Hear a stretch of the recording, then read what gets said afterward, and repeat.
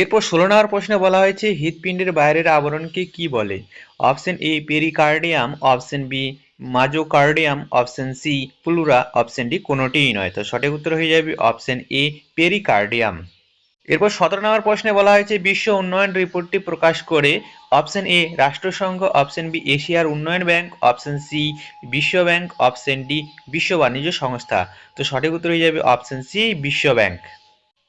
এরপর 18 নম্বর প্রশ্ন ভারতে রেপো হার ঘোষণা করেন কে? অপশন এ ভারত সরকারের অর্থ দপ্তর, অপশন বি ভারতের প্রধানমন্ত্রী, অপশন সি ভারতীয় রিজার্ভ ব্যাংক, অপশন ডি ভারতের রাষ্ট্রপতি।